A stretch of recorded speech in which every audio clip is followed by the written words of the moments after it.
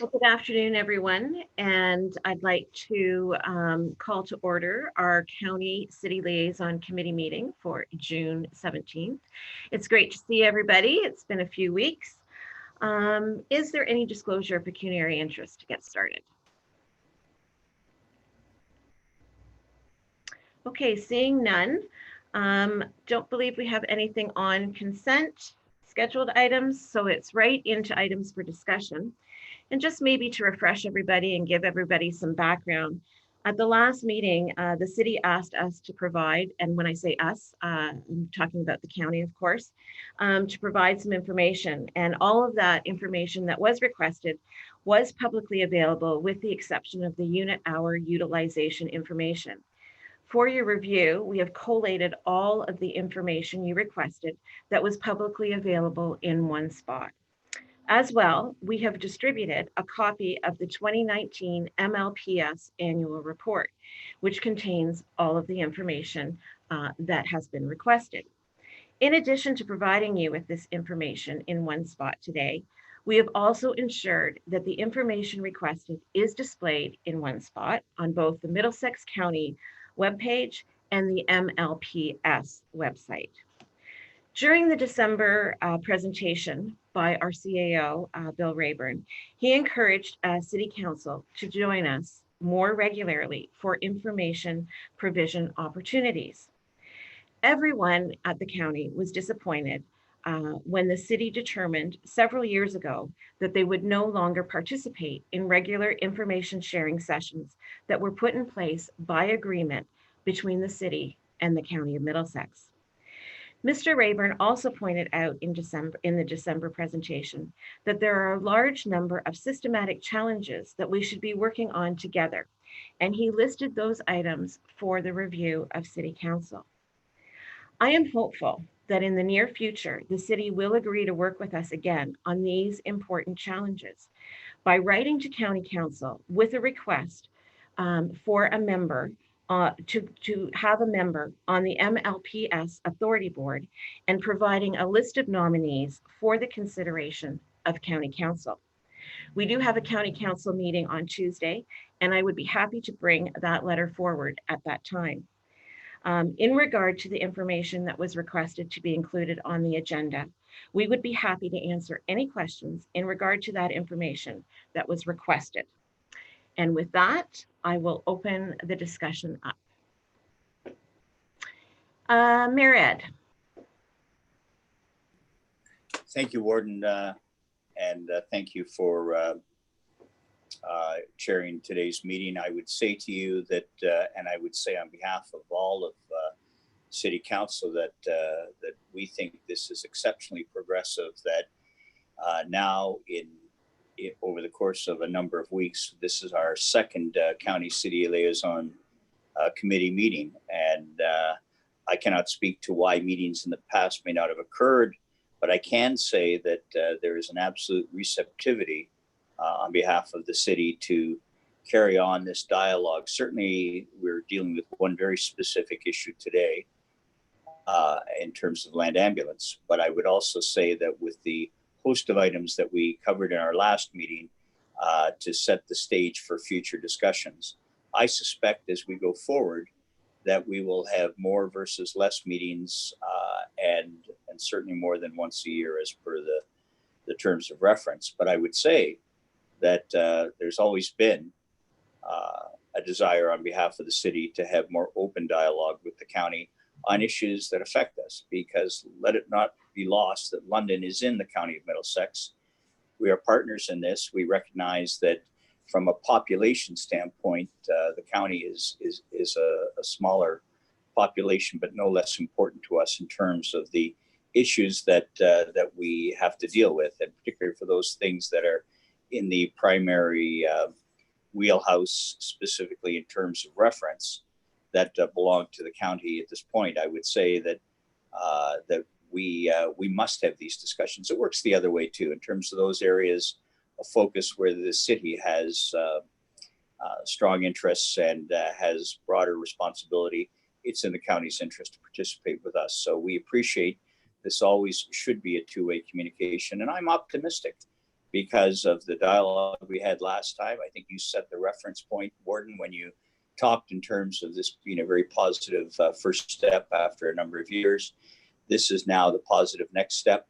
And I want to acknowledge your reference point about including a member of the of City Council politically on the authority board. That's positive. We'll have more to say about that in a few moments.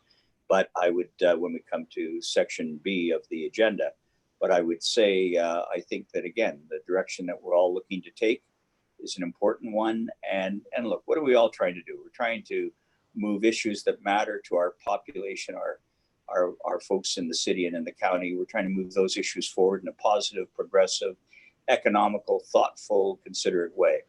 And when I look at the political members of the board, I see a lot of wisdom there. And not just because I'm old, but I would tell you because what we have amongst us is a wide variety of experience and experiences that we will be able to utilize going forward. So appreciate that offer on the authority. Again, we'll talk more about that. But I feel very good about this. And I just want to say to my colleagues on City Council and to my colleagues on County Council, isn't this great that just a few weeks after we've had the first meeting, we're now into the second on a very specific issue. And I think going forward, there will be another issue that's been brought up that we'll be dealing with separately again. So well done to all of us. If I might pat ourselves all on the back, I think sometimes a little bit of praise that way goes a long way, but it's well intended and well deserved. So I'll leave it at that till we get into the items for direction. But thank you for that, Warden. I appreciate it very kindly. Thanks, Kathy. Great, thanks very much, Mayor. Councillor or Joanne Vanderhaden. I don't know what to call you. That's right. Thank you very much, through the chair, and thank you for those words, Mr. Mayor. I think it's really important that we really have these meetings and we continue on with the dialogue, as you just said.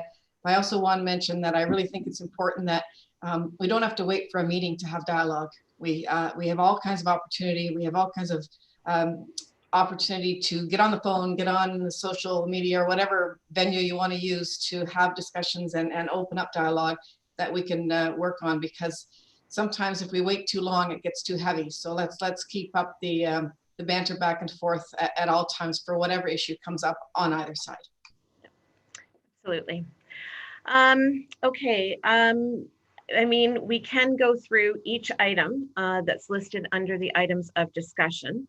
I don't know if that's how you want to proceed, or if you want to open it up for discussion based on what I opened up with, or maybe I will look to your clerk. Things are a little bit more formal with the city as to whether or not we just want to go through each item, or is a discussion appropriate? Madam Chair, it's totally up to the committee. At the end of any discussion in any event, I would need a motion to receive all of the communications listed from A to K. All right, perfect. Thank you. Mr. Mayor. Well, I have a suggestion then. I think the clerk is right. If properly, we'll need to ultimately receive the reports and the like.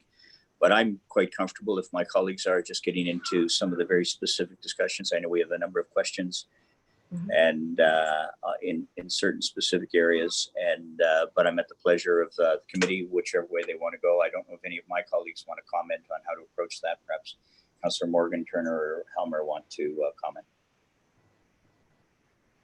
from an approach standpoint. Councillor Morgan. Yes, thank you. And I just want to recognize and appreciate the words that you said in the introduction. I know the last meeting I suggested and talked about the potential seat on the authority. And I think I think that's a very good thing, because having a seat on the decision-making body, I think will provide some accountability to us as having appointed and suggested a representative to be appointed by the county council, and provide another avenue for information flow and dialogue. And I also think that the MOC is another option for that. I know that mainly staff have been on that in the past, but having a political appointee on the authority is great. On that point, and maybe this is somewhere where we could start. I did appreciate too having a copy of the bylaw that governs the authority, and I wonder how you would proceed. I know that you said we could make a nomination and you would take it. Are you looking to update the bylaw in any sort of way to recognize that the city would have representation on that? I know there's a couple of sections that it could happen within, and I also know in part 12 under the composition, there's voting and non-voting members of the board, and I just want to ensure that the intent is for us to be able to nominate someone to be a voting member of the board, just for clarity. Well, certainly the governance questions I would pass over to the RCAO and the board's CEO, Bill Rayburn.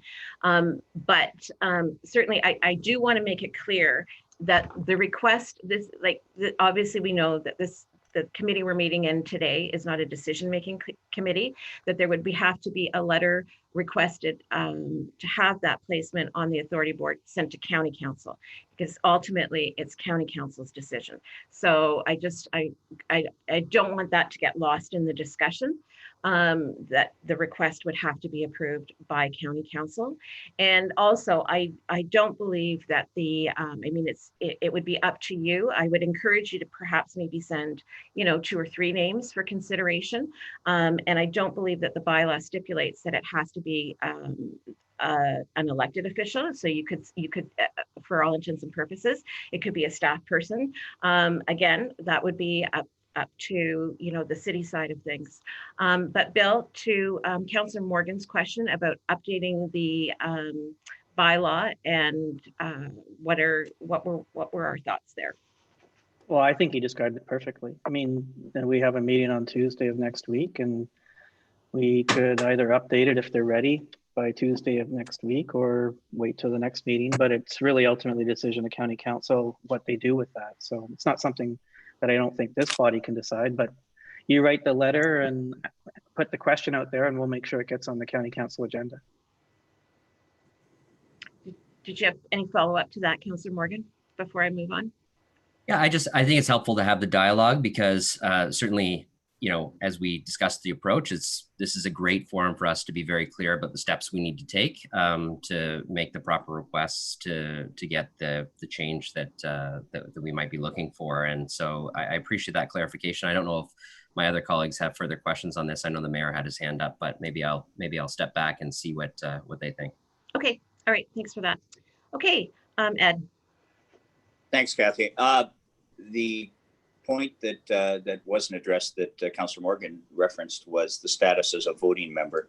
That would certainly be absolutely our expectation and reasonable. I suspect, without trying to predetermine the intent of our colleagues, that it would be a member of our council. That would be the individual that we would put forward. The other consideration is that, so I'd like to get your opinion and your view actually on the voting member status. That's all important to us. Mm-hmm. And the second part, just as it relates to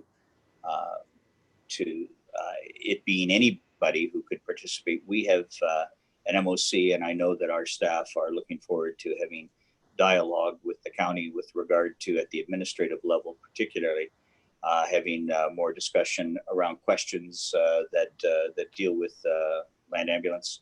And I'm looking forward to that participation as well. But can I get your clarity and your view, Kathy, with respect to voting member status as we'll put our thoughts together, have something forwarded to you?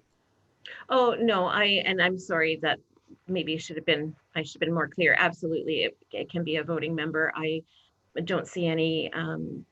I don't see that being as an inappropriate request. I think it's very appropriate.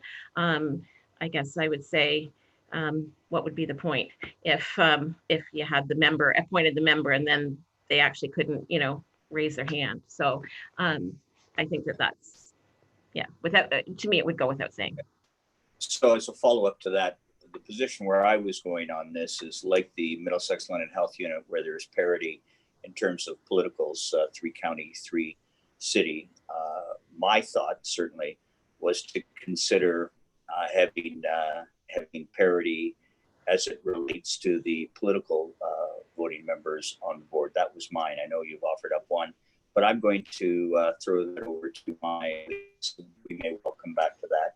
But so you know, that was my thought on it. I know you and I touched a little bit on this the other day in anticipation of this call. And by the way, I think this is a progressive next step. But so you know, my view, and strongly held, is that particularly with the importance of land ambulance in both the city and the county, with the financial contributions that we both make, certainly weighted towards the city contributions, that parity felt right to me from a politically elected standpoint. And acknowledging that the CAO is also a member of that group, I don't think it, I think it certainly acknowledges the importance of the county's role and responsibility related to administering this contract. But I would tell you that that's my view. But I'm going to let others speak to it, and I may well come back to that point. So thank you for that, Kathy. I appreciate it very much. Absolutely. I would say, though, that the discussion of parity really would be a consideration of county council. That's really not appropriate in my estimation for this county. It would that authority would come, or decision would come from county council.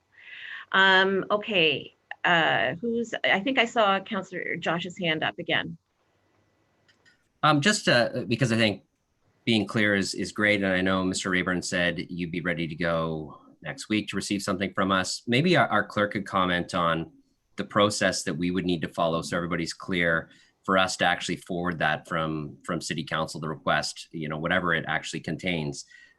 Because I know that we sometimes our meetings are out of sync with yours, and the timing can be a little off. So I don't know if Clerk Saunders can maybe give us a time frame of when the city would be in a position to provide the authority to send a letter.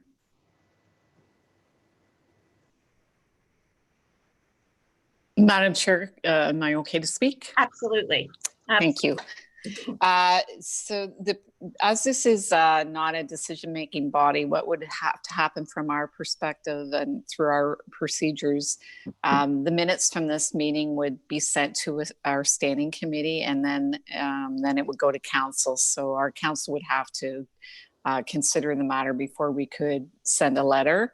I can tell you that we do have standing committee meetings next week, so I could certainly place the minutes from this meeting on an added agenda for next week. However, our council does not meet until June 29th, so the earliest we could send something out would be the 30th. Okay, and then to our timeline, I don't believe county council then meets. I'd have to look in my calendar. We only meet once in July, I believe. And that would be on the 14th. Then that would be brought up for discussion on July 14th. Just to keep that timeline. Okay. Since that's my birthday, Kathy, that would be a very nice present. I'll make sure county council sings happy birthday. So, Councillor Turner, I think I saw your hand up. Thank you, Warden. Certainly, I appreciate the comments. I think we recognize that that this isn't a decision-making body, and we've got to take things back to our councils for appropriate ratification and moving forward. It's just part of the process of things. It's fun and bureaucratic and political, but yeah, I think we can come up with some core understandings of the positions of respective councils and be able to take those back to our bodies to be able to have that discussion. So really appreciate that this is the forum for that. To Mayor Vanderhaden's point, I do have a bit of concern about conversations that happen in the informal channels. We work really hard to try and make sure that they're in as much of a public forum as possible, in according with the open meeting rules. So that's why I thought it was important that we have this discussion in this venue, because it is a setup one. One of the challenges to that is it really prolongs things and makes it a little less agile to be able to address the issues of the day. So that's when we talked last time about being able to have these meetings on an ad hoc basis without significant timelines of notice in advance. allows us to be able to jump on those issues of the day and be able to address them quickly. I did have one quick question about the current board. Would you be able to say, like, I've looked in a few different places and seen different indications of who the composition is. Who are the current members? Who are the voting members, and of the board itself? Okay. First of all, I certainly can't speak for Joanne, but I think her comment about meeting outside of, these formal meetings, I don't believe that she was trying to indicate that we were moving business forward. I think it was all about relationship building, and that, the city, county, there's quite often that we're at the same events and same sort of things, and there's just opportunity to further those relationships outside of formal meetings. But I don't believe she was trying to press any business forward.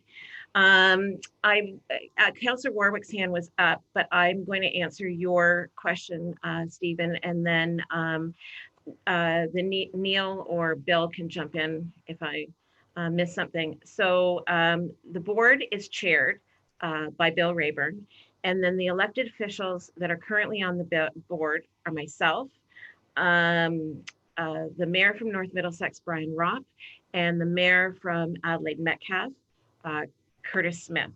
And those appointments don't change. I know sometimes in our committees, you'll see on county, it changes because the warden changes, but these three members will be the members for the term of council. And then those are the voting members.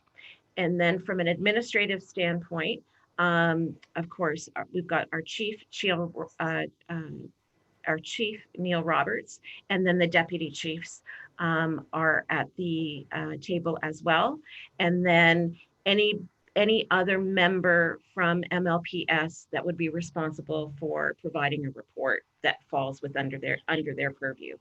I think I've got that correct. Bill or Neil, who wants to confirm that with me? I see Neil shaking. Yep, no, perfect. Yeah. Okay, thank you. So just to clarify, there are three voting members, and those are the elected, the councillors, and the administrative chairing of the meeting is done by Mr. Rayburn.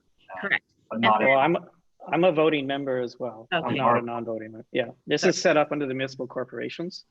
So yes, I'm the chairman of the board, and I vote on it as well, and so do the other members that the warden mentioned.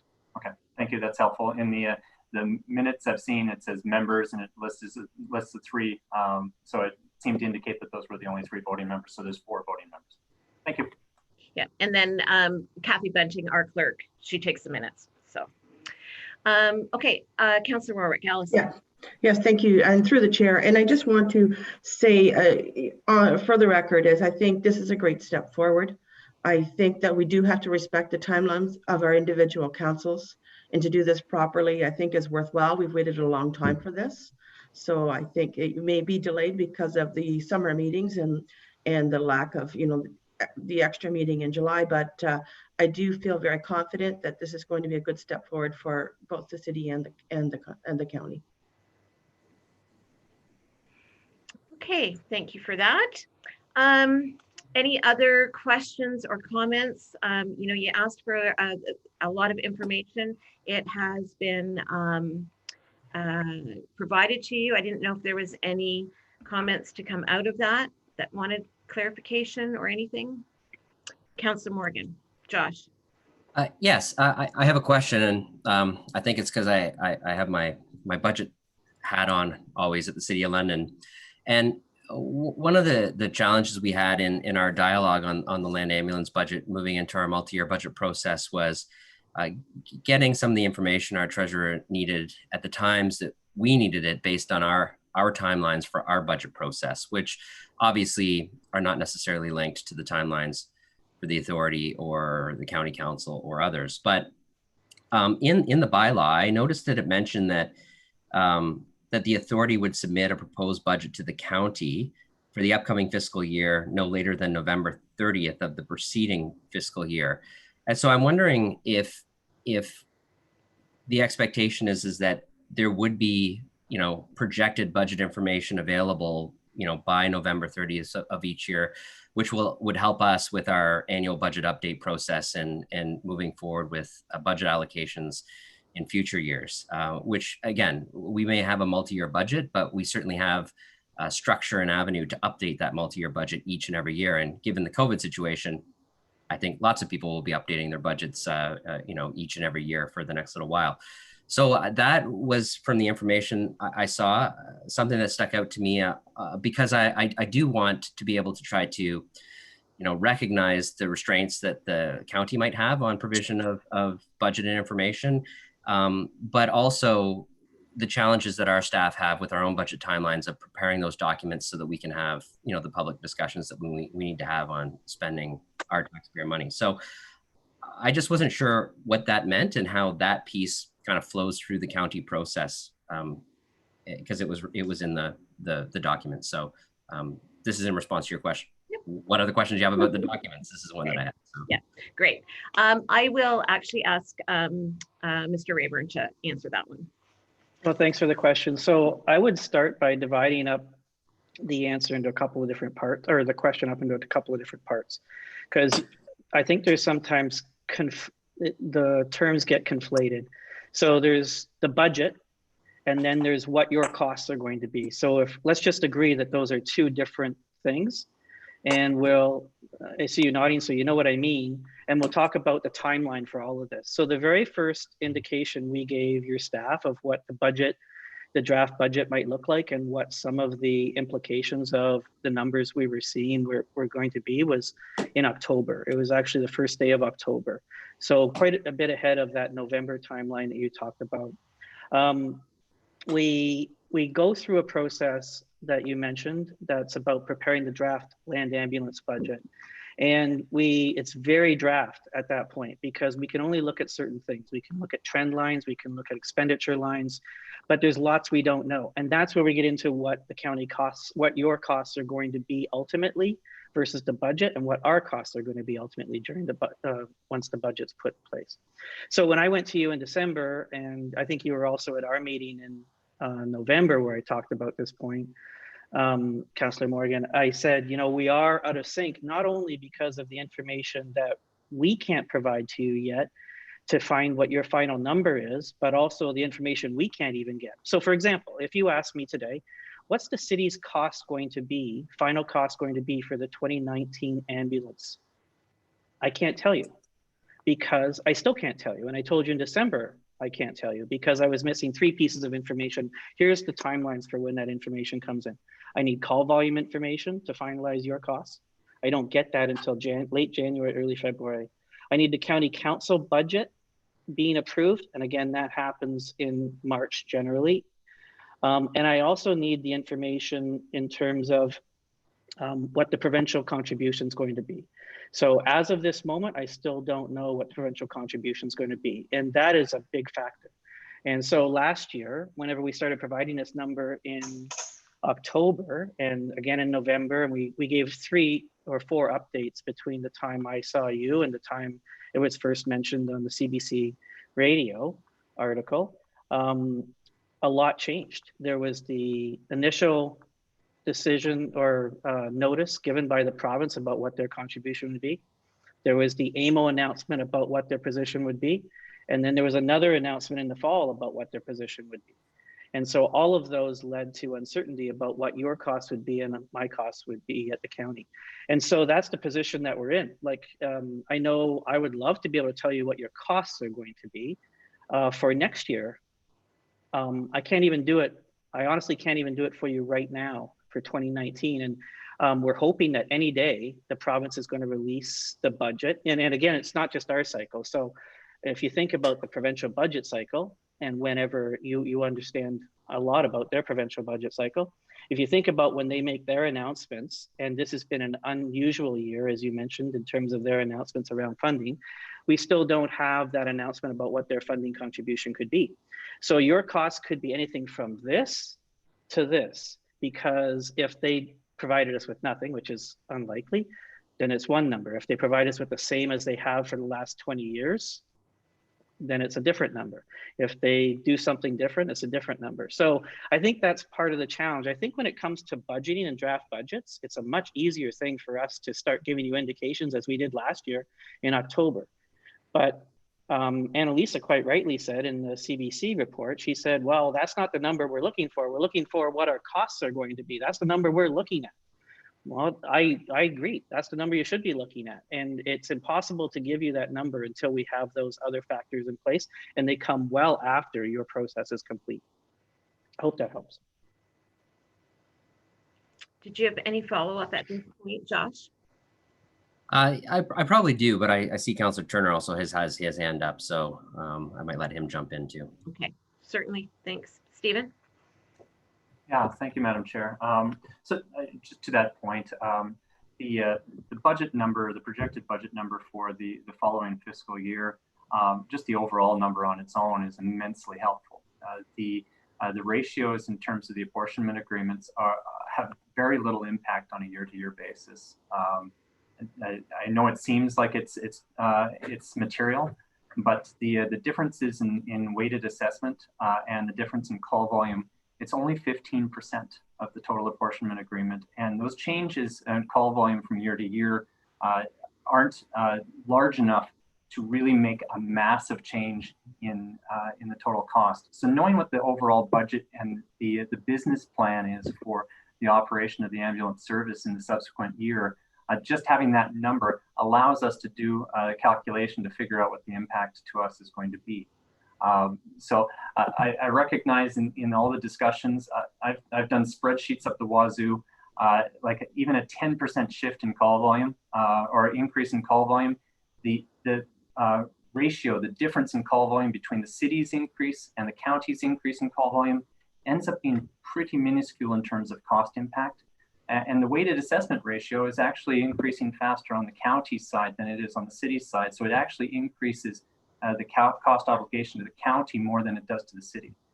But for us to be able to have a sense of what that number is, even if it's just the whole number, what the cost of the budget is going to be to run the ambulance service in the next fiscal year, we can figure out what the cost apportionment is between the city and the county based on previous years, and have a sense of where the province might go in terms of its funding ratio. One of the challenges in all of this, and this is where the concern came up, is in the year where we saw a fairly significant amount of provincial downloading to municipalities, all municipalities, and the impact on the City of London was around $6 million. Those were non-voluntary downloads. We didn't have a lot of discretion on it. In this circumstance, the province has been pretty clear that it's looking to do significant cost containment on paramedic service budgets. And initially it gave an indication to the county that it was freezing the budget. And then subsequently came back and said, well, we'll go to 4%, which was a fairly significant move. And it was well received by everybody. 4% is great. But when we look at the budget increase that's proposed for next year, that's well out of line of what the province would had increased in its consideration of what was considered generous at 4%.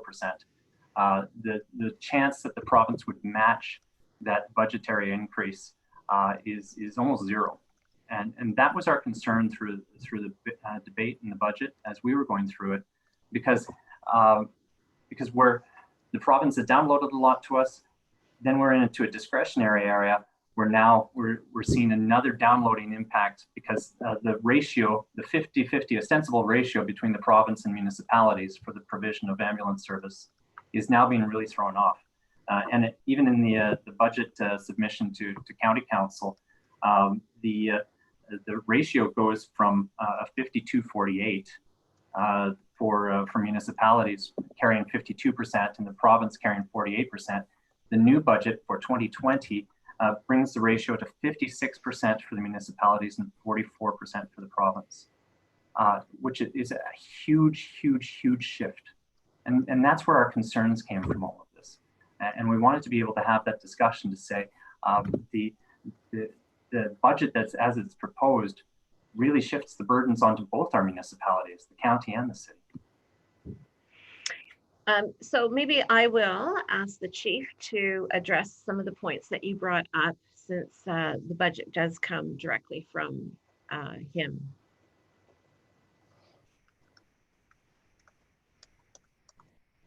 You just have to unmute yourself, Neil. No. While he's figuring that out, Madam Warden, can I answer the first part of Councillor Turner's question? And maybe what I would say is, while he's figuring it out, if he's having trouble, maybe our IT. Yeah, no, I just did it, but I'll just answer the first part of Councillor Turner's question while we have the opportunity. He made a couple of comments there that I just want to push back on. So he was talking about his Wazoo calculations, and that's great. I guess I just ask, do you, like, whenever you say that you need this information, I tried to explain already that we provided that base budget information along with the cost drivers starting in October. We did it again in November, and we did it again in December, and we did it again with you at your city council in December. So I just don't want it left like that information wasn't provided. And you can make the argument, I think, all you want, that the other pieces of information that we didn't have aren't that substantial. And if that's your wish, then go ahead, city council, and make a budget based upon assumptions that you don't think are a factor. I think that's fair game for you. We will give you what we're seeing in terms of what the cost drivers are in budget as early and as often as we can. But I don't agree that all of the factors that we did, I can't give you a final number, and I think you agree on that. I can't give you one today. I definitely don't agree that the provincial contribution number is a number that is trivial. In fact, if you look at the CBC article that was put out, it was a big number, a big factor, and a big thing that we pointed to. And as I mentioned already, that several times the province changed their tune in terms of what that was going to be. And so I predicted that what we were telling you in November and October was going to be lower than what we had predicted at that time, because we were hoping the province would come around. But that is a substantial impact that has on the bottom line in terms of what you're going to pay. And so we will continue to provide you with our best estimates around the land ambulance budget. I know that we're going to have increasing difficulty providing you weighted assessment and things like call volume, maybe trivial, but we're going to have increasingly difficult time predicting what the province is going to do in terms of ambulance funding. Because as I mentioned, their position changed 3 or 4 times just last year. And it is a grant. It is not something that we can rely upon. It is something where we are fully responsible for the municipal cost, and it is not something that is in legislation that they have to pay. And so we're just not prepared to give you an answer in terms of what your final cost will be until we see it. And again, we still don't have that number today. Neil, I'll let you answer the rest of the questions. So I was just going to reconfirm a couple of points that have already been made. Since the late 90s, under the Land Ambulance Service Implementation Committee, the desire for a 50-50 funding envelope has been in the works. More importantly is that the province, again, since the late 90s, has always indicated that the municipality is responsible for 100% of the costs. Certainly in the past, when we have put through our budgets and drafted up our budgets working with the county and with the city, especially when we're seeing increases, we've often relied on a potential draw on reserves to try to absorb within the first year, because the province does not fund or match within the current year. They have not for, I'll say, the 23 years, ever since the transfer of ambulance services to municipalities. It's always a year lag. So by drawing on reserves to help cushion it, certainly helps deal with the impact of any increases. So we have and continue to use that. And again, that has been known by the city in the past, and obviously the county when we go to our budget review committees as well. So I'm not sure if I've answered all your questions, Councillor, but happy to take something if I did not. Did you follow up, Stephen? Yeah, through you, Madam Chair. Thank you to both.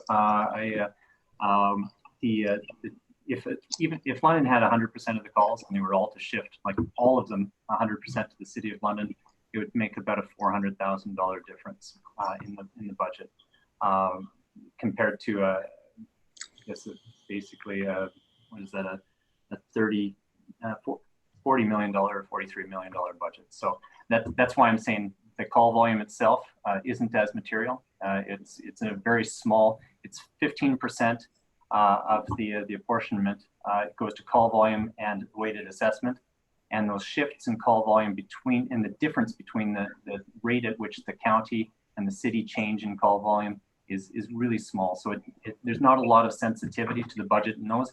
Absolutely, there's a sensitivity in the provincial funding, and that's actually my point. Is that when we know that there's a huge sensitivity to the provincial funding, most budgeting, when you do that on the anticipation of what you would anticipate the provincial funding level to be. We've seen indications that the province isn't willing to come to the table with anything more than 4%. So it would make sense and would be prudent to put forward a budget that had no more of an increase than 4%, because that was consistent with what the major funder is saying its maximum increase in funding would be. So that's why we were concerned about this budget. I think the other part, and this is identified in the reports, and I really appreciate the information that's been provided, is that there are a lot of drivers on impact to the ambulance service. And the strategic plan that was put in place for Middlesex London Paramedic Services was established 5 years ago for a 10-year period of time. But in a lot of the discussion in the materials, it talks about how that plan is out of date. And so the resources that were identified for addition over that 10-year period, I think basically the equivalent of a 12-hour ambulance each year, doesn't hold anymore. And so now we're at the point in time that strategic plan is no longer valid. We don't know what the next 5 years holds for us. And so now it seems that the plan is to address things in the moment rather than on a strategic basis and know what the impacts to the budgets of the municipalities will be over the next 5 years. And so that we can anticipate what those costs might be and recognize that the assumptions of a 3% increase in call volume are out the window. We know those aren't valid. We would expect to see volumes from increases in call volumes from 8 to 12% easily, based on the change in swing in demographics.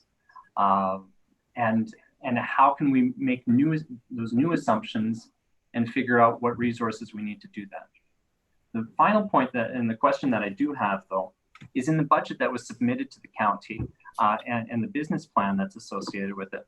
The increase is a $5 million increase, but the resources that are identified to be added is 2 new 24-hour ambulances. Each ambulance represents about $1 million in annual operating costs. So that's for 8 paramedics plus 1 FTE to be able to do backfills for those 8 paramedics for sick time. Includes wages and benefits. It's going to be plus or minus $100,000, I would think, in terms of an estimate on operating a single ambulance. And then it goes on to talk about that there would also be increases to support those 2 new ambulances, training, logistics, supplies, the ambulances themselves, all of that. Recognize all of that. But the business plan itself shows resources that would account to $2 million and then doesn't do a lot to explain what the other $3 million is. So it shows about the equivalent of about 18 FTEs, but $5 million is about 45 FTEs. So I think what I'm trying to figure out is where what the plan is for $5 million in spending. Where is it going to be allocated? And that much increase in personnel complement is I haven't seen that in any service area within the municipality in my time on council. So it's fairly significant. Okay, thank you for that, Stephen. You brought up a few different areas, and maybe we'll start with the strat plan discussion. I'll get Bill to speak to that. I can tell you that from a county standpoint as a whole, this was one of my priorities when I became warden, to look at all of our strat plans, and this is in all of our departments, and as an overreaching council approach, because it is something that we recognize hasn't been dealt with. So it's on my priority. We started when actually the process yesterday from the council standpoint. So these are things that we are checking off, that we have recognized, that we have let take a bit of a back seat. But Bill, did you want to add anything to that? Yeah, Councillor Turner, Mr. Turner is talking about the strategic plan for land ambulance that was done a few years ago. And I believe that's what he's talking about, maybe just a quick head nod. And as you know, meeting all of them, that it's a priority to look at all of them. Yes, it is a priority to look at all of them. And it is, as you know, I think a very big process to go through. I just want to say that I agree, actually, that the strategic plan needs to be done. I don't know why you'd say that the plan is to plan in the moment. I don't know where you got that from, but it is an important item to move forward with, where we do a strategic plan, because as you correctly say, there is a big difference now in terms of call volume. We don't know whether that's an anomaly. This, as you know, that last year was the first time we've seen that type of call volume growth in the city. And so we don't know if it's an anomaly. We doubt it. But there does need to be a new strategic plan done to address that, if that's the case, that matches up the resources with the services that are required. So we agree. And thankfully, we're hoping we're going to have some city folks around the table to help us move forward with that. So that's exciting, because it'll be much easier to do if we have some input from the city in terms of what that strategic plan for land ambulance looks like going forward. And we also in December, I talked about a lot of systemic issues that are out there that we need to work on together as well. Had a whole slide about that and how that needs to be inputted into the strategic plan as well, how we tackle those together. So we're really looking forward to that. And I'll let Neil talk about the 4% and the other stuff. So through you, Madam Chair, to Councillor Turner. So the 4% for last year was a provincial 4%. So it wasn't 4% for every service. It was a roll up. And there were some services throughout the province that got 5%, 6%, 7%. Some services got 1%. So it is based upon, and there was, even with my own colleagues around the province, there was a misconception that it's 4% across the board for every service. That was not true. It was a provincial roll-up of the complete budget. So like I said earlier, some services got more. So it was based upon the spending from the prior year because of the 1 year lag. With regards to some of your questions on the 2020 budget, so I do confirm, as you said, 2 24-hour vehicles. Was also adding additional support, supervisors as well, because we are operating with regards to below requirement for supervisors. The Woodman explosion certainly brought that to light. We've been dealing with additional costs for WSIB, especially with the introduction of PTSD legislation. And that's been highlighted in various council reports that were tabled to County Council. Other costs that were included in the budget this year were benefit cost increases. Another area as well was our collective agreement increase for 2020, which had been put into place 3 years ago.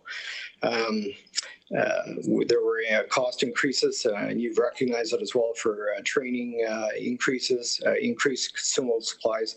The main area, though, that I want to highlight, which was in excess of $1,250,000 over the 2019 budget, was for capital. We have been severely lagging on our capital replacement, and we've been working not only with the county but with the city on this. And certainly at the end of the 4-year budget cycle was our opportunity to look at a plan to recapitalize our complete system over a 5-year period with a stable amount of capitalization each year. So clearly, for the last couple of years, we were managing with what we had with extending the warranties. But to be quite honest, 2020 is the year that we need to start moving forward to replace some of these items. Madam Chair, thank you. The response by the chief is quite helpful there. The information, I guess, in terms of large cost drivers. So we've got $2 million for the trucks, for 24 new staff, or sorry, the 18 staff roughly to operate those two vehicles, plus the vehicles themselves. The $3 million on the other side, which is the additional costs. What are the major bins of that, and what's the value of those things? You've recapitalized. Is that an additional $1 million in additional capitalization, operationalization of the capital expenses in each year? Are there how many staff are identified for increases in this? Because if it's just on operational basis alone, $5 million represents about 45 staff, but the business plan as put forward here represents about 18 staff. So I'm trying to figure out what the gap is, what the $3 million is really consumed about, because these other things are maybe $100,000 here and a few $100,000 there, but I'm not getting to what the picture of the $3 million difference between the staffing increase and the rest of it is. If I might, through you, Madam Chair. Yeah, absolutely. Neil, did you want to talk? Sure. And again, through you, Madam Chair, and I apologize, Councillor, I thought it was fairly clear on it, but again, out of the $3 million that you're identifying that remains unresolved or unclarified, $1.25 million of that rests with capital increases alone. So there's $1 million of that. With regards to the operational increase, which the total envelope is $3 million for this year. That includes the 2 24-hour cars for the City of London. It includes additional operational support. It includes additional funds for WSIB, for exposures for PTSD, because at the end of the day, we're spending more on WSIB than we're paying out, and there is an ongoing liability. So obviously we need to ensure that those are looked after with increases in collective agreement. When we look at that alone, the amount that was provided to us of the marker that was identified by the city would have put us at the beginning in a deficit situation for our payroll increase this year. So obviously, those are areas that we needed to ensure. Like I said, we have increases in insurance because our fleet's increasing. Obviously, our insurance costs are increased. We've got increase in the sense of facilities. We're renewing facilities as well. Trafalgar is a good example. That was put online last year as well. So we're renewing infrastructure that had not been renewed for somewhat 20 years. And we had been operating out of stations that were old Max Milk stores, that type of stuff that really weren't purpose-built. Thank you. Okay. Great. Are there any other questions from Joanne? Thank you. Through the chair, this is more a comment than a question. I've been around for a day or two around the political table, and I was around when this was all downloaded to us. And I recall the conversation, like, what the heck, how are we going to deal with this? Because we were not experts in that field. And yet so what we did was we contracted the service out because we didn't have the capacity to do what we needed to do. And so that worked out really well for a number of years. And then we revisited it because we wanted to make sure that for our residents in London and Middlesex, that we were doing the absolute best we could with the service. And so that's when we took it in-house and we developed the authority and all the things that went around it.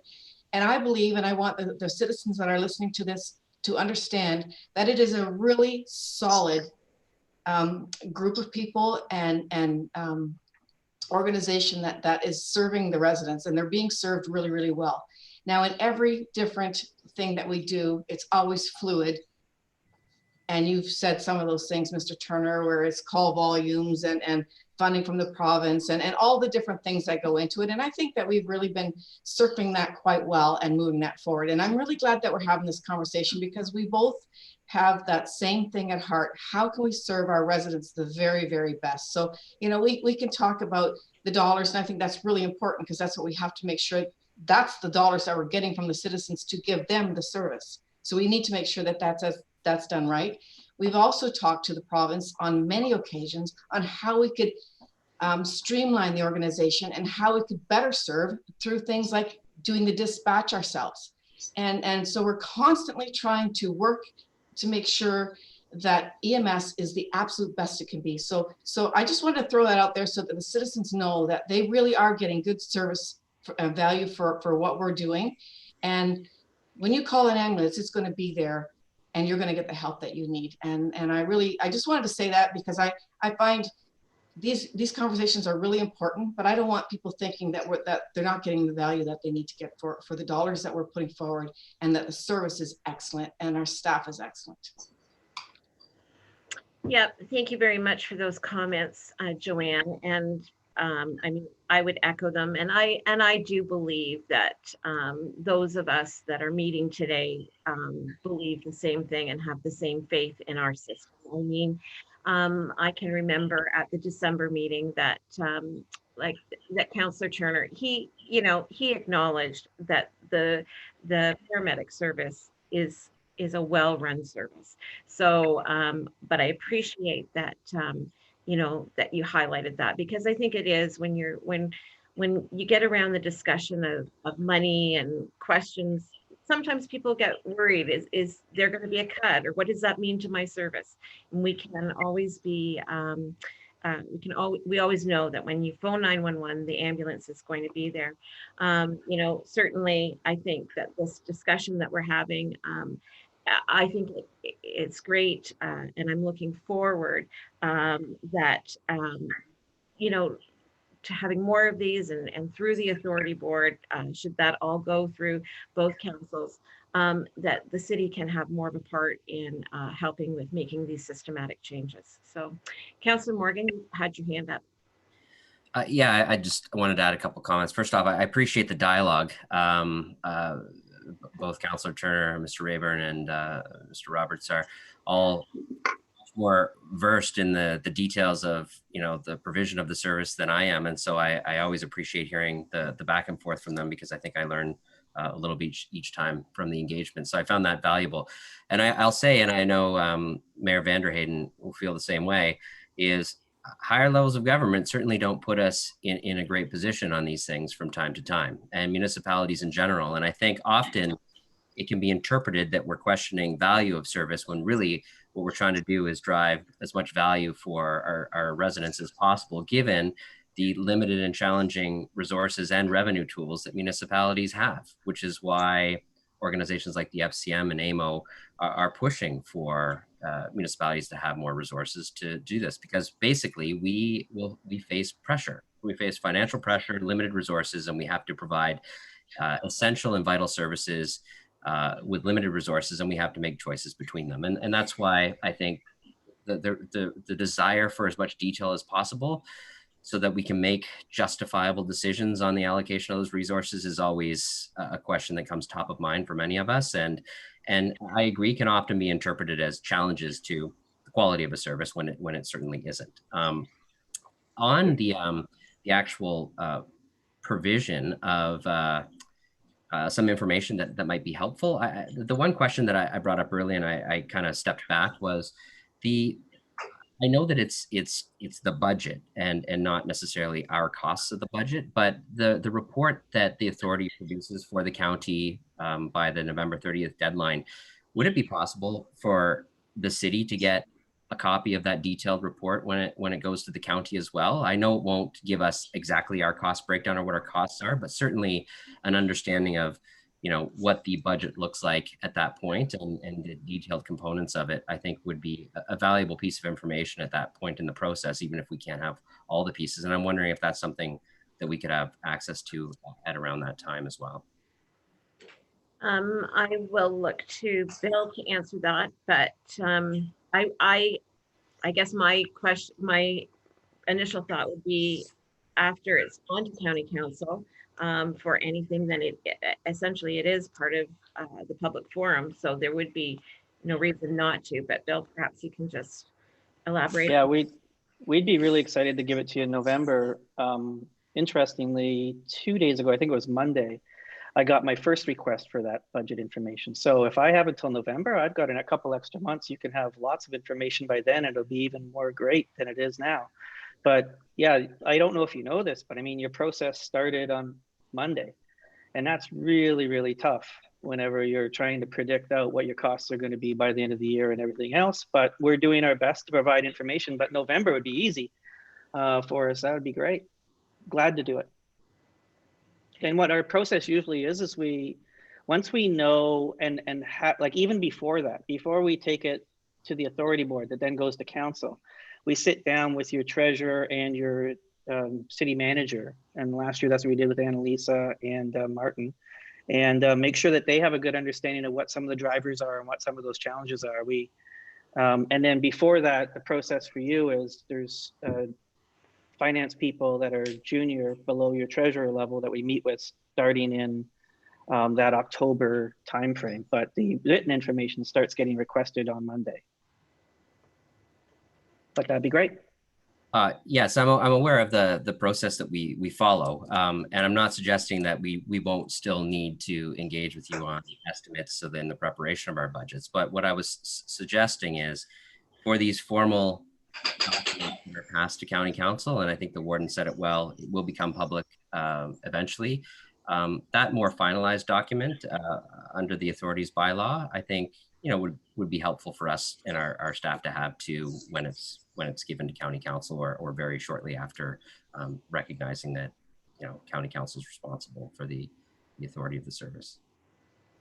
Okay, that's clarified. Any other comments? I might just actually pick up on one that Councillor Morgan brought up about, the dialogues and the higher levels of government. And, we've got voices, we've got local voices on AMO, we have local voices on FCM. I think that we need to do a better job of jointly utilizing those. It's something that we, in my time, maybe haven't done as good a job as working together. I know that Councillor Morgan and I had a brief conversation, I guess a few months ago now, about the possibility of, when some of these drivers are of concern that affect both the city and the county, we should use that opportunity to either, approach the appropriate ministry, whether it's through delegations at AMO, that sort of thing, or to, even request meetings. And I think we need to do a better job of working together when these things are both affecting both communities, rather than acting separately. So again, this is a good opportunity for us to do that. The mayor has his hand up. Ed. And it looks as though he's frozen, maybe? Nope.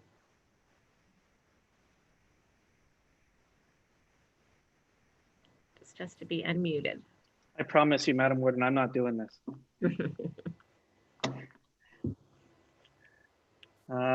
Ed, let me just see if I can help you out. I think Bill's going to try and unmute you, Mayor. Morgan, can you give it a shot too? How hard did you push the button, Ed? There you go. There we go. Pretty hard. Yeah. No, Bill, I don't think that was you at all, just for the record. I wanted to highly endorse what the warden has just said in terms of looking for opportunities to collaborate as it relates to senior levels of government, be it provincial or federal. I know specifically today we're talking about an ambulance, and this is an important discussion. It's critical to both of our budgets. I think where we have missed an opportunity that I think none of us should miss is the comments that the warden has indicated about using the power and strength of this overall county, including the City of London, not to go as one-offs, but to go jointly on a number of issues. And I will certainly commit to working with the warden on that basis, because there are a number of issues that impact us so directly. As we all know, we're the front line and the bottom line for our citizens.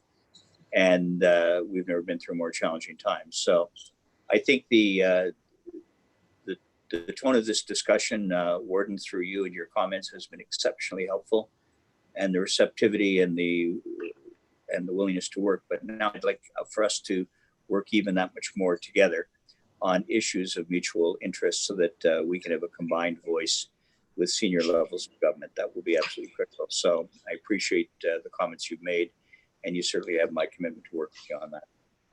Great. Stephen, did you have your hand up? Yeah, thank you, Madam Warden.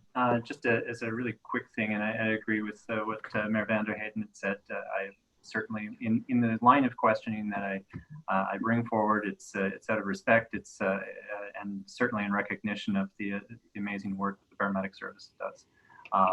Having worked there myself at one point, I know my former colleagues and the current staff complement are insanely dedicated professionals and work really hard. If there was one point that I'm trying to make out of all of this, is recognizing that that there needs to be some sense of predictability to the budgets. I think for your council and for our council, for years as they come forward, recognizing that there's going to be impacts and influences that might occur in a given year or in future years. There are things that we can predict, there are things that we can anticipate, and there's things that we can't. But what we do know is that that we've got a provincial municipal funding ratio that is really important to maintain. And one of the things that we really need to anticipate is what the level of investment from the province will be on a year-to-year basis. We know that within a few percent. But when the overall budget increases significantly faster than what the provincial contribution is going to do, then that puts both our municipalities at a disadvantage on the funding ratio side. And so I think it's really important as budgets are put forward for the service area that they are reflective of the 50-50 co-funding arrangement and are anticipative of what the province will be able to contribute as the budget increases. I think that's probably the biggest driver in all of this. And one of the biggest challenges that I've had with this budget is that it's not proportionate to what we would reasonably expect the province to come to the table with in this year or subsequent years. So we need to be able to tweak that to the point that it's in line with what all funders are going to be able to do. And I think it puts a much larger burden on municipalities in what's been put forward for this year and what we've seen as indicators for future years. So that's all I wanted to do through all of this, is be able to highlight that, because I think it's a really important point. Thank you for those comments. And are there any more discussion? Councillor Morgan, Josh.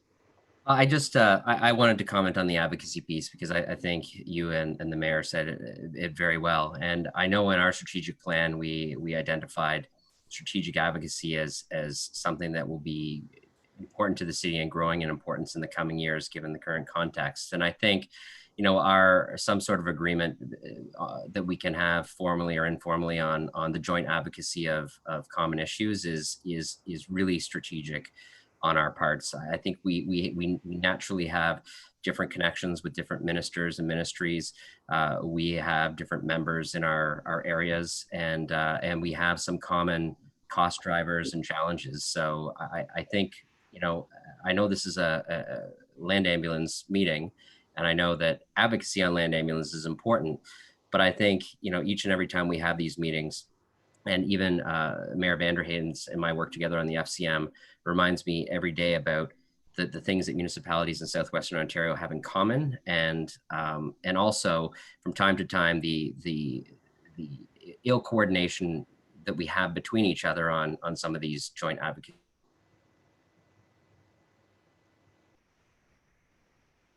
Is Josh frozen, or is it me on my end? No, he's frozen. Okay. Let's talk about broadband, shall we? I know, exactly. Oh, the joys of virtual meetings during this time. Okay, so hopefully he can get back online, but when he does, I'll get him to finish what he was saying. But we'll just keep moving on then. Any other comments or anything in the items for discussion before we move on?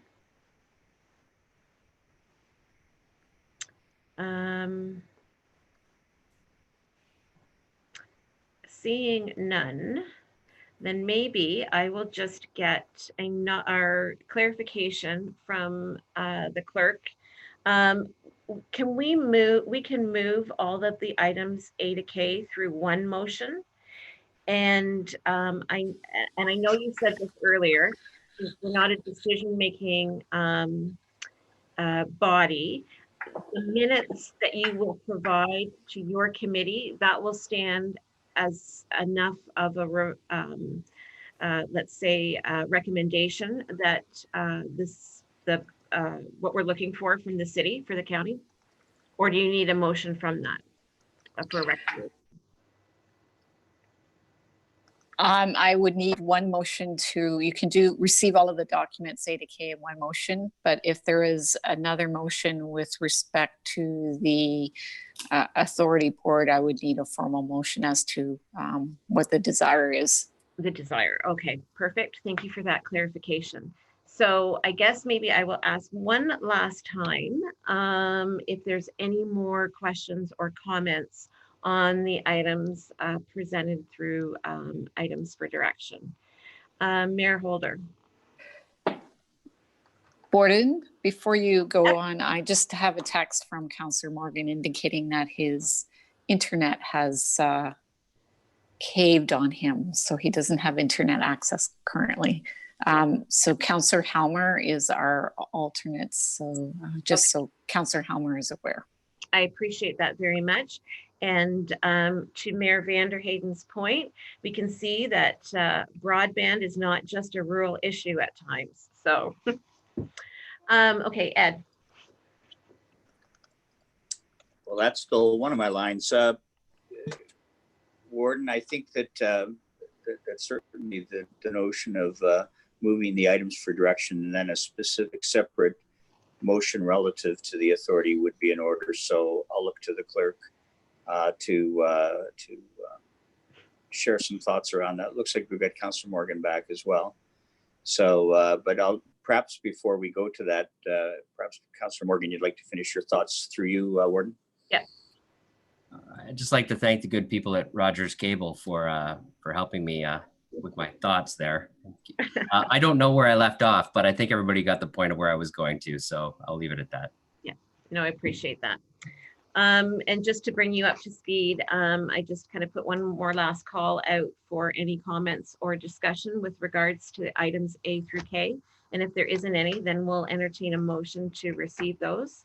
And then we'll deal with the authority board recommendation. Councillor Warwick, Allison. Yeah, I will go ahead and make the motion to accept the items listed A through K as presented on the agenda. Thank you. Can I get a seconder for that, please? And Councillor Turner, Stephen. Any further discussion? And all in favor?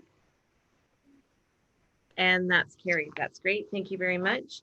And then we would be looking for a motion, I guess, to recommend to City Council.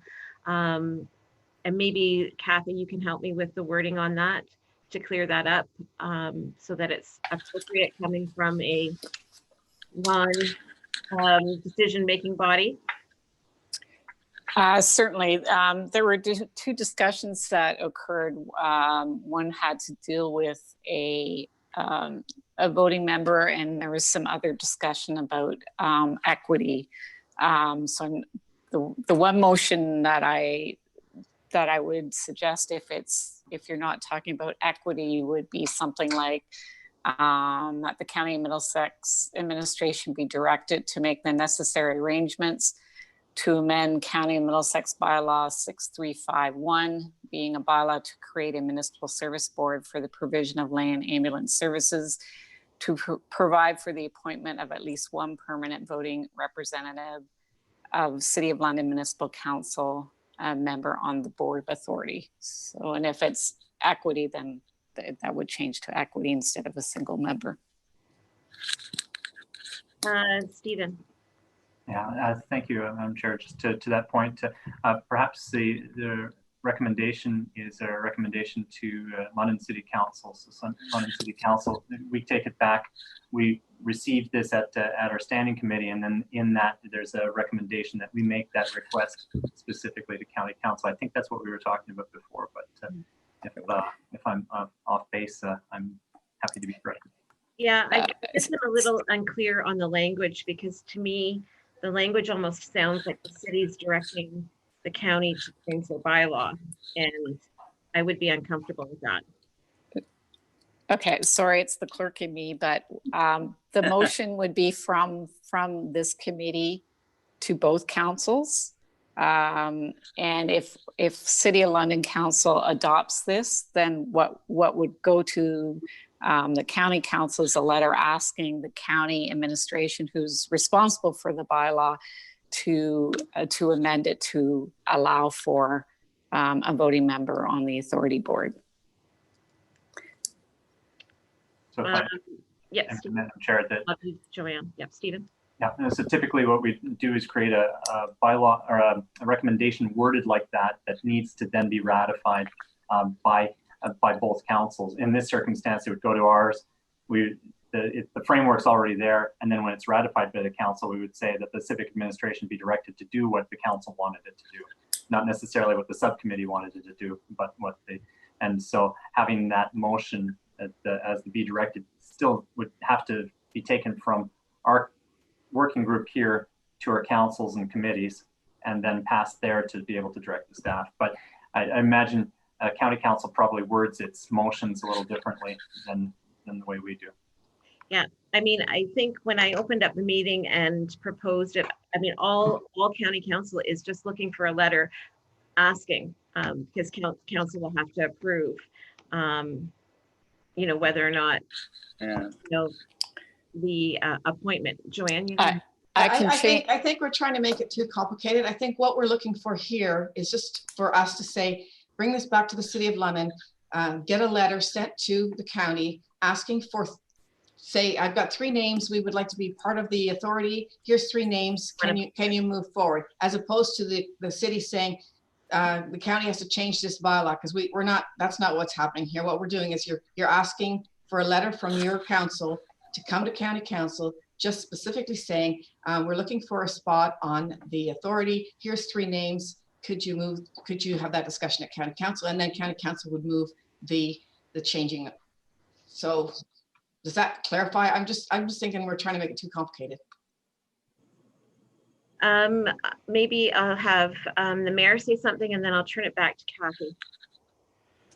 Thanks very much. I think we're all trying to get to the same place. So Joanne, to your point, we're trying to get there. But I think it would be important to have support of the County City Liaison Committee supporting the principle of this, knowing that there are steps that have to take place, as Councillor Turner has indicated. But I would really like to see clarity from this committee that even though we do not have legislative authority, that we support it. And I'd be looking for both the city and county council members of this committee to endorse it, with the steps then being for us to take that forward. And then I think that adds more weight to even your own county council and to our city council, that this has the liaison committee support, not just directing us to do a letter, but that it has the support of this committee. I think symbolically that matters. Okay, so I think what I'm getting from you is support from this committee of the request for one city councillor or staff member, whoever that might be, that the name goes forward, to sit on the authority board.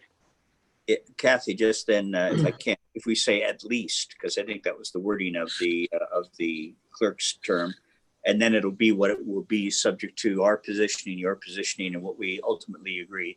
So I think it doesn't negatively impact the intent if we say at least one, and then we work from there. Okay, Councillor Morgan. Josh?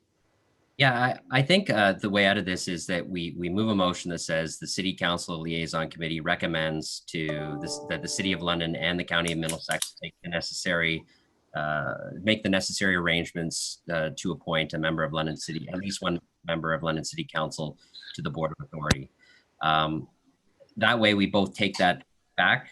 On our side, we take that, we ratify it, and we forward names. On your side, you take that recommendation from this liaison committee, and county council can do with it as it pleases, but perhaps it prepares the receive that letter and then make the necessary bylaw changes if you deem that necessary. But that what we provide is our recommendation as a group of individuals representing both bodies to kind of prepare for this change. So that might capture everything. We know the actions we both need to take, but that I think would achieve what the mayor is saying. That's this group has made a decision and recommendation. I think I'm more comfortable with how you phrased it, Josh. I guess my concern would be from a county council standpoint, and I really think what needs to drive county council is the request coming from the city. That's what needs to happen. I think about how we operate. That's what's gotta drive county council. Councillor Warwick, did you have a comment?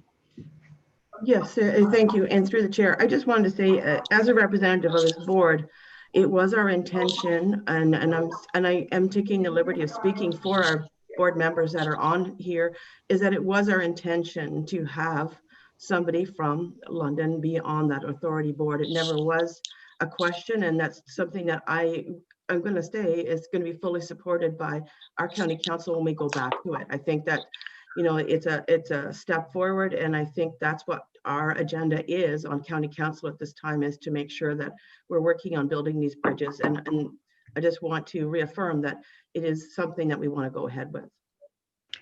Certainly too, you know, when I hear the comments from the mayor and kind of the direction of where the proposed motion might go, I also want to say, you know, we do have a county council meeting on Tuesday, and just in my comments, I will be updating county council that we had this meeting and kind of what has come out of it from an informal standpoint, and then we can deal with it formally when we receive the letter from the city. So then back to Kathy, are you clear or comfortable, or? I think Councillor Turner had his hand. Okay. Councillor Turner, did you want to speak before I speak? Perhaps this might help, and I'm carrying from where Councillor Morgan had identified. Perhaps the motion is something as simple as that the CCLC supports the proposal to have representation from the City of London as a member on the MLPS Authority Board as a voting member, and recommends to its respective councils to take measures to implement that action. It's a recommendation. It goes back to our councils as we report out, and then we can take the necessary measures from our end on the city, a letter to you, and from your end at the county council to make any bylaw changes that would be associated with that once the letter was received. Yeah. Okay, Ed, did you have something to add to that? Yeah, I sure do, because we're trying to get to the right place. And I think Allison's comments were well said. Thank you, Joanne's. Everyone's comments are there. And here's the only challenge. I do not want to limit City Council's ability to recommend the potential of parity. And when we keep coming back to one representative, then that might be the ultimate outcome. It may well be, but I do not want to tie council's hands on that, which is why when we said at least, then, you know, whatever we decide to do and then whatever you ultimately decide to do, Kathy, is fine. But I'm looking at this from just a little broader perspective that I don't think limits either city council or county council ability to make recommendations and ultimate decisions. Well, I guess to that point, I would suggest that we, from a county standpoint and a city standpoint at this meeting, I would hazard to guess that we would not come to maybe the same conclusion today about parity, and maybe with respect, I would say leave that out from this committee. But should that be a request that the city wants to make at the city level, then that request can be made however you want to do that to the county. Dr. Turner wants to comment. Stephen? Thank you. And to both those points, I worded that very carefully to allow for that latitude. So basically that supports the proposal to have representation from the City of London as a member on the MLPS Authority Board. So it doesn't say the number. It allows us to go back to our council and then decide what that is and put that forward in the letter specifically. And then at your council, you get to have that debate as well. So not getting tied up in it here, providing the latitude for us to be able to have our respective debates in our respective chambers. Okay. Yeah, I'm comfortable with that, Stephen. If I can get there. nod of heads from everybody. Yep. And then I guess from the clerk standpoint, I guess I would just ask for confirmation that that's appropriate. Happy to move. Okay. All right. So that is moved by Mayor Holder. Kathy, did you get all the wording on that? I did, and I'll make it work. Okay. I believe from our last meeting that the term was you were going to clerk it up. So we will look forward to that. That's what they pay me for. So we've got it moved by Mayor Holder. If I can get a seconder, and that's seconded by Councillor Warwick, by Allison. Any further discussion on that motion? All in favor? And that is carried. Okay, so moving on to the next part. I just have to pull my agenda up here, excuse me. On the next part of the agenda, we've got deferred matters, which I don't believe we have any additional business to bring to the table. Allison. Yep. Thank you. And thank you through the chair. And at this point in time, I just want to thank Mayor Holder for his comments about working with the county. And we look forward to future conversations regarding the shared services that we have. This includes our social services, and I look forward to future dialogue regarding the questions posed by the warden in her letter June 8th, 2020. So I know this meeting was about land ambulance and those today, but I certainly think in the spirit of the conversation that we're having, I'm looking forward to talking more about the shared services we have. Great. Okay. Thank you. Great. Any other additional business? Did we want to think about another meeting, or I know that there's been a MOC meeting scheduled for social housing, and maybe after that we can regroup and decide whether or not another CCLC meeting is needed, or is there desire to meet again? Ed? I think there would be, based on what we've all talked about, and you heard Josh reconfirm the notion of how we can work together on a number of issues. And I think Councillor Turner also talked about some ad hoc opportunities as well. So here's the thing. I know what the rules say, but I can imagine that what we will want to do is to have reasons to meet on it may well be back on this issue or some other issues that are of mutual interest to us. So I'm happy to go out of this meeting with the spirit that we'll be meeting, I'll just say for now, sooner than later, but certainly as issues come up that impact us all. Allison, your comments are thoughtful, and I think that's, it's a great idea. I don't know that we need to set the meeting this moment, but the fact that we will, because we've already got the statutory, but if the spirit of these first two meetings is any indication, we'll be chatting sooner than later. Okay, thanks for that. Joanne. Thank you. Through the chair, Mr. Mayor, I really appreciate those comments, and I suggest that I know in all of our own communities, so all our lower tiers, we're talking post-COVID. In every organization we're on, we all are talking about post-COVID. We have all our businesses that are really in need, and there's all kinds of opportunity here for us to work together for the economic well-being of our region. And I know that Josh and I will be working really hard with SCM, and I know you and the county have people on AMO. We're working really hard in all those regards. But if we go with a common theme, I think we can be stronger together. And it is a region, and our economic development and our well-being relies on us to do that together. So I think there's going to be all kinds of opportunity. Great. I would agree.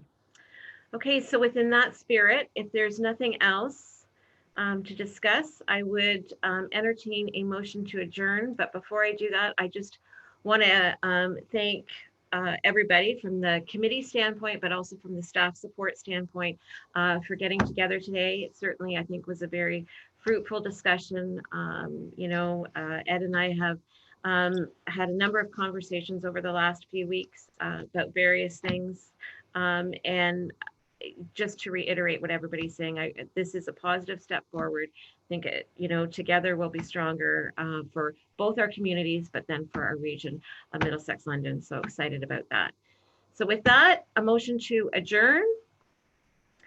Come on, it's a beautiful afternoon. Slow on the hands. We'll do Councillor Vanderheyden and Councillor Turner. And all in favor? And that's carried. Thank you very much, everyone. Thanks, Thank everyone. you all. Thank you.